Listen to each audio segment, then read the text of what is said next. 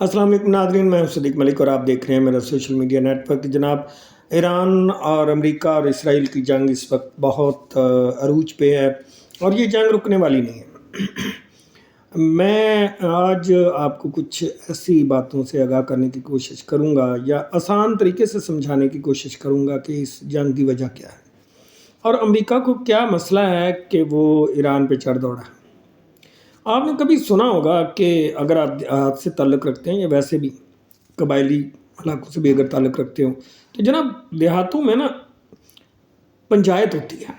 پنچایت میں نا پنچایت کیوں کہا جاتا ہے؟ اس کے 5 لوگ ممبر ہوتے ہیں جو گاؤں کے سینئر بزرگ کہہ لیں، سمجھدار لوگ کہہ لیں یا چودھری کہہ لیں۔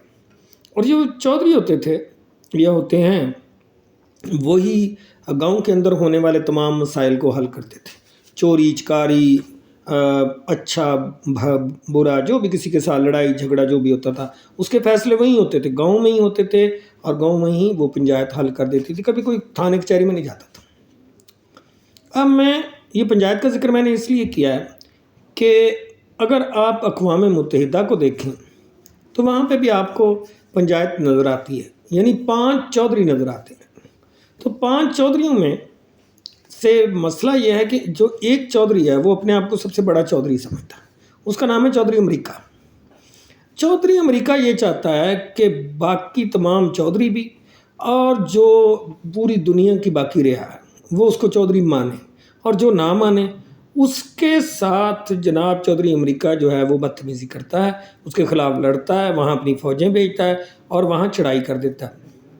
یا دوسرا یہ ہے کہ چودھری کو جس کی فصل اچھی لگتی ہے، یہ آپ کو سمجھانے کے لیے بات کروں کہ جس کا کھیت اچھا لگتا ہے، فصل اچھی لگتی ہے، زمین زرخیز لگتی ہے، کسی نے باغ لگایا، کچھ بھی لگایا، چودھری کہتا ہے کہ جی اس پہ، اس کے تمام وسائل پہ، اس کی زمین پہ، اس کی کاشت پہ، اس کی فصل پہ، اس کے پھل پہ، ہر چیز پہ چودھری کا حق ہے۔ اور اسی اصول کو اپنا رہا ہے چودھری امریکہ۔ وہ کہتا ہے دنیا میں جتنی تیل گیس جو بھی نکل رہا ہے، جو معدنیات نکل رہی ہیں، جو بھی ہیں، ان سب پہ میرا قبضہ ہو، اور باقی لوگ وہ اس سرزمین کے مالک ہونے کے باوجود اسی سے بھیک مانگ کے کھائیں، یعنی اس کو دیں اور پھر اس سے التجا کریں کہ یہ وسائل تو ہمارے ہیں لیکن تم ان کو استعمال بھی کرو، اور ان میں سے جو تھوڑا سا پروفٹ ہوتا ہے تیری مہربانی وہ ہمیں اس کا حصہ بھی دو۔ لیکن ایران شروع سے اس معاملے میں ڈٹا رہا ہے، وہ کبھی بھی امریکہ کے آگے جھکا نہیں ہے، اور یہی وجہ ہے کہ وہ امریکہ اور اسرائیل کی نظروں میں کھٹکتا ہے۔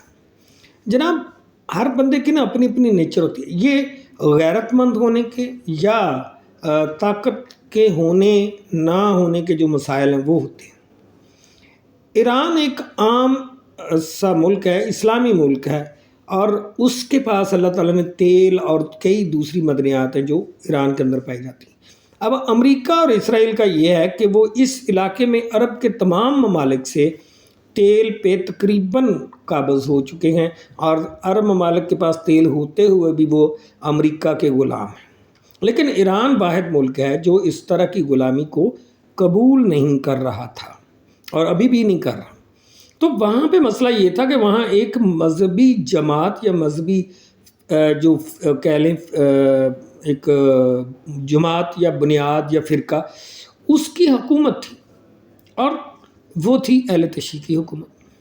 تو جناب یہاں بات میں فرقہ بندی پہ نہیں کرنے جا رہا، میں بات کر رہا ہوں کہ وہ ایک خالص اپنے فرقے کے اندر رہ کے اپنے رستے پہ چلتے ہوئے مخلص لوگ اور جذباتی اور باہمت لوگ، جب ان سے ان کی غیرت پہ کمپرومائز کرنے کو کہا گیا تو انہوں نے انکار کر دیا۔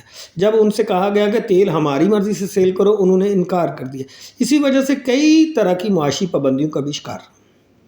لیکن بات ہماری شروع ہوئی تھی پنچایت سے۔ ہونا یہ چاہیے تھا کہ اگر کسی چھوٹے مزارے کو، یعنی ایران کو اگر کوئی مسئلہ تھا اور اس کو بڑا چودھری تنگ کر رہا تھا، تو باقی کے 4 چودھری مل کر اس بڑے چودھری کو 4 چپیڑے مارتے اور کہتے کہ تم کیسے منصف ہو کہ تم اپنی ہی رعایت سے انصاف نہیں کر پا رہے۔ یہ پنچایت کے اصول بڑے چودھری نے توڑ دیے ہیں۔ اب دنیا میں کہیں پہ بھی چودھری امریکہ اپنی فوج لے کے چلا جاتا ہے اور اس ملک کی، اس علاقے کی معیشت کو، اس کے قانون کو، اس کی ہر چیز کو برباد کر دیتا ہے۔ جہاں وہ اپنے حکم سے رجیم چینج کر سکتا ہے وہاں کر لیتا ہے۔ اب ایران کے اندر مسئلہ یہی تھا کہ اس کی مخالف سوچ کے لوگ موجود ہیں جو اس کی بات ماننے کو تیار نہیں ہیں، اسی لیے وہ وہاں پہ رجیم چینج کرنے کی بات کر رہا ہے۔ لیکن یہ کیسی بات ہے کہ ایک گھر کے بندے جن کے گھر کے اندر کا مسئلہ ہے، بھائی تم چودھری ہو تو تم دنیا میں چودھری ہو نا، تم گاؤں کے چودھری ہو، تم کسی کے گھر کے اندرونی معاملات میں کیسے مداخلت کر سکتے ہو؟ جو بندہ تم سے لیتا نہیں ہے، اس نے قرض نہیں لیا، تم سے کچھ نہیں لیا، اس کے اپنے وسائل ہیں، وہ اپنے وسائل کے ذریعے زندہ رہ رہا ہے، اس پہ تم زبردستی غنڈہ گردی کر رہے ہو۔ تو امریکہ بھی اس وقت چودھری ہونے کے ناطے غنڈہ گردی کر رہا ہے۔ میں آپ کو سمجھانے کے لیے پنچایت کی جو مثالیں ہیں وہ دے رہا ہوں تاکہ آپ کو آسانی سے سمجھ آ جائے۔ امریکہ ایک چودھری ہے پنڈ کا اور بڑا چودھری ہے، اور 4 چودھری جو دوسرے ہیں وہ اس سے احتیاطاً ہی پنگا نہیں لینا چاہ رہے۔ ایک چودھری روس کو تو اس نے 4-5 تھپڑ شپڑ مار کے اس کا بیڑا گر کر کے سائڈ پہ کر دیا ہوا۔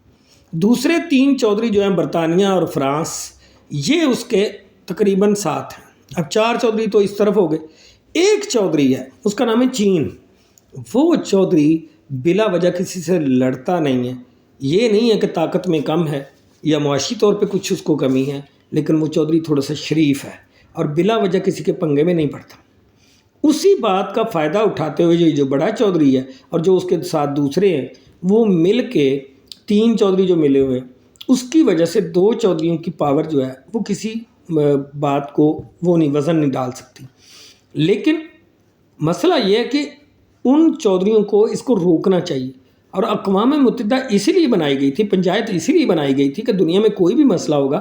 اب یہ کہاں کی جو چودھری ہے کہ وہ جی ایران میں گھس کے ان کے عوام کو مار رہا ہے، بچیوں کے اسکول پہ بم گرا رہا ہے اور عوام کو مار رہا ہے، اور خود کہے کہ جی میں تو صرف حکومت کو چینج کرنے کی کوشش کر رہا ہوں اور صرف سرکاری تنصیبات اور سرکاری لوگوں کے جو ہیں بلڈنگ ان پہ حملہ کر رہا ہوں، اور پھر یہ بھی کہے کہ میں کسی کو چھوڑوں گا نہیں۔ یعنی وہ کیا ہے، خود کو کیا سمجھتا ہے؟ طاقت کے نشے میں کہاں تک چلا گیا ہے؟ جناب، طاقت کا نشہ نمرود کو بھی تھا، فرعون کو بھی تھا، شداد کو بھی تھا۔ یہ بھی آج کا نمرود، شداد، فرعون سب کچھ ہے، جس کا نام ڈونلڈ ٹرمپ ہے اور جس کا نام امریکہ ہے۔ تو چودھری امریکہ جو ہے وہ فرعون کی حیثیت رکھتا ہے۔ فرعون اس وقت ایران کو مٹا دینا چاہتا ہے، لیکن ایران لڑے گا، اور یہ یاد رکھیے گا یہ جنگ جلدی ختم ہونے والی نہیں ہے۔ اس میں جہاں ایک مذہبی جماعت کو ہٹا کر ایک آزاد سوچ کے لوگ لا کر، آزاد کیا بلکہ غلام سوچ کے لا کر، یہ کہنے کو تو ٹرمپ کہہ رہا ہے کہ جی میں آزادی چاہتا ہوں عوام کی۔ کس عوام کی آزادی چاہتے ہیں آپ؟ وہ عوام جو خوش ہیں ان کے ساتھ، جن کے ساتھ جن کا چل رہا ہے معاملہ، وہ اپنے مذہب پہ چل کے خوش ہے، اس عوام کو تو ہم زبردستی آزادی دینا چاہتے ہو، ان کو آزادی نہیں دینا چاہتے، تم اپنے غلاموں کو لا کر ان پر بٹھانا چاہتے ہو مسٹر ٹرمپ، مسٹر چودھری۔ اور مسٹر چودھری صاحب، ہمیشہ چودراہٹ نہیں رہتی، چودراہٹ ختم ہو جاتی ہے جب اللہ تعالیٰ کی طرف سے اوپر سے معاملہ ہلنا شروع ہو جائے۔ اور یاد رکھنا کہ تمہاری چودراہٹ کا بھی وقت ختم ہونے والا ہے۔